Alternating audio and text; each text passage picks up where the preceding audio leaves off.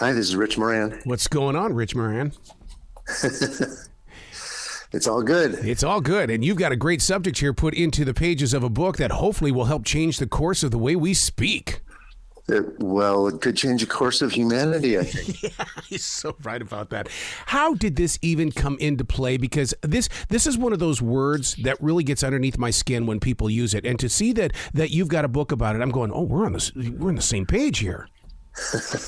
Yeah, well, to me, it's like a fingernail on a blackboard, it's just a really annoying word. So I took it upon myself to be the evangelist for trying to get rid of it because, there's two reasons why. One is when you say whatever, you're not making a decision. And two is you come across like a slacker. Yeah, I go with you 100% on that because there are many times that I'll be having a conversation with my wife and she'll say, do you want to do this? I'll say, I'll do whatever you want. But now after reading this book, it's going to correct the way that I answer the questions because it does show that I can't make up my own mind. Well, and it shows that you're probably not going to get what you want. Yeah. There was a study done at Cornell where this is what researchers do sometimes, is they discovered that in the act of going out to lunch, you make about 200 small decisions. Wow. Where to go, where to sit, whole wheat, sourdough, lettuce, tomato, pickles. And every time you don't make one of those little decisions, you're likely to get what you don't want. Right. So many times, though, I've been accused of being too set in my ways. It's only because when I go into a place and I say, this is what I want, this is what I need, and there have been people who say, oh, why? Because you're that guy on the radio? No, it's just what I want. Yeah. Well, and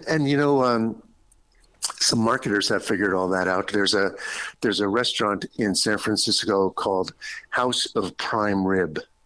You don't go there to get fish.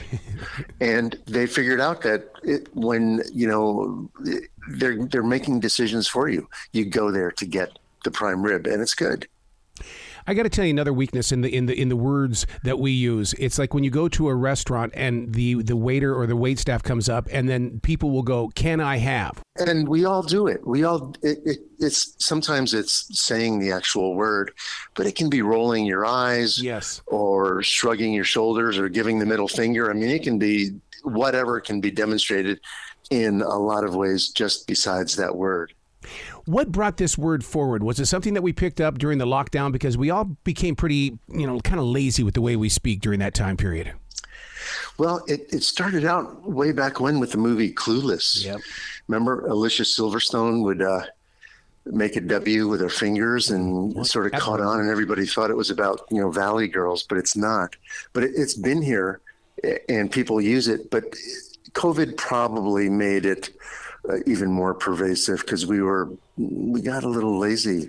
One of the things I talk about is, simple questions like, should you get dressed up for a Zoom call?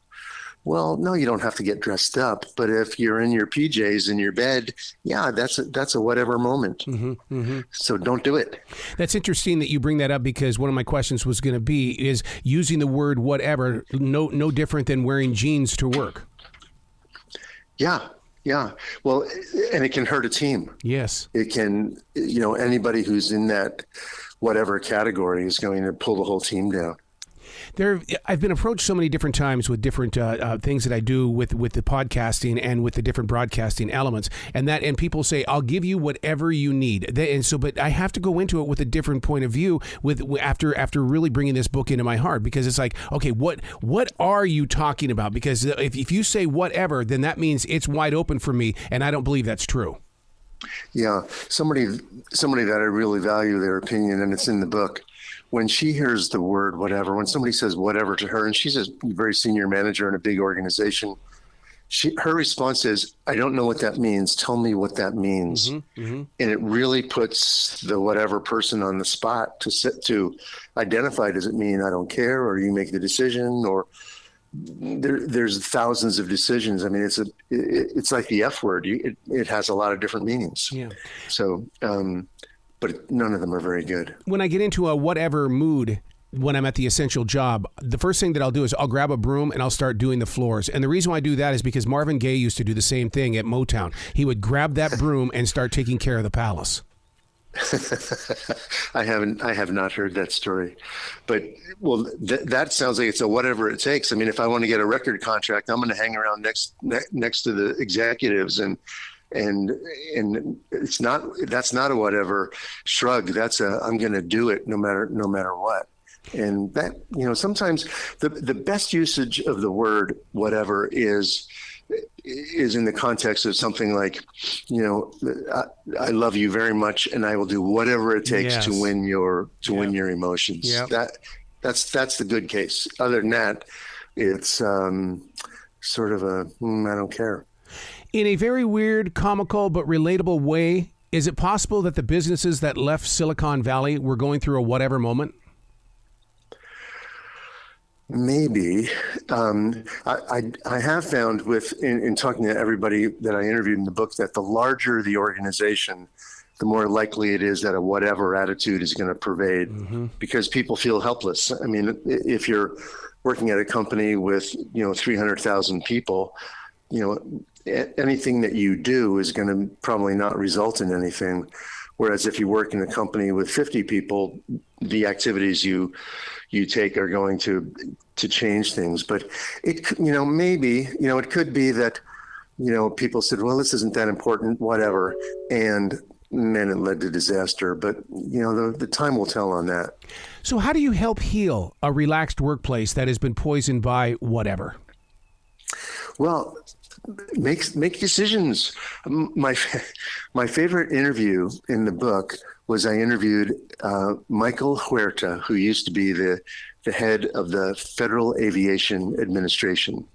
And he said, I can't imagine that word ever being uttered within the FAA. Mm-hmm. He said, imagine if the pilot is talking to air traffic control and saying, well, I'm thinking about, runway 2 or runway 12, whatever, and he said, it's just not imaginable. And the story that he told that I love is, he said, the FAA has one measure, and that is, did the same number of planes land as took off on any given day? Ooh. And he said that has nothing to do with ambiguity or not making decisions. It's very clear. And he said the lack of clarity often leads to a whatever attitude. Yeah. Will there be follow-up books in the way of like one that says, because the word trying is one that really gets underneath my skin as well. When people say, I'm trying. Well, then, no, you're actually doing something. Trying is that you can't really do it. Yeah, well, there could be a whole series of books on things like at the end of the day, that's another slogan, or it is what it is. I mean, they are all sort of, I don't want to say helpless phrases, but they definitely don't move the ball forward. And I think what I'm trying to do with this book is get people to make decisions so that they'll be more successful and happier. I mean, the regrets we have in our lives are the decisions that we did not make. Yeah. So I'm trying to get people to make them. Yeah. You're not getting that time back. No. So what's up next for you? Because I know that this book is out. So are you going on a speaking engagement? How do you press this? Do you create podcasts? How is it that you can just keep pushing this message out there? Yeah, well, I have a website and I am going to do podcasts. I'm a big guy on LinkedIn and talking about, this is a whatever moment. So don't do that, make a decision. So I'm trying to do whatever I can just to get that message out there. And you mentioned it in the beginning that the word is like an earworm. I mean, once you get it in your head, yep. It is, you catch yourself using it and you say, you want to just, get rid of it immediately because it's so annoying. So if I can put earworms in everybody's ears about don't say that word, I'll have accomplished something. I'll tell you how it's affected my daily writing in reading it is the fact that when I write and I say whatever in that daily writing, I circle the word now because I want to see how many times I actually use that word. That's great. I'm trying to cure you. I'm your whatever doctor. But you're so right, though. It does. It's like having a wall in front of us. You know, or like in the movie Beautiful Mind with Russell Crowe. We're carrying these things with us, like he was carrying those people, and it's getting in the way. Yeah, it is. It is. Wow. Well, I'm happy to cure you. There you go. Please come back to this show anytime in the future, Richard. The door is always going to be open for you. And I didn't say whatever in any of that. Thanks. It's been great. Well, you be brilliant today, okay? You too. Thanks.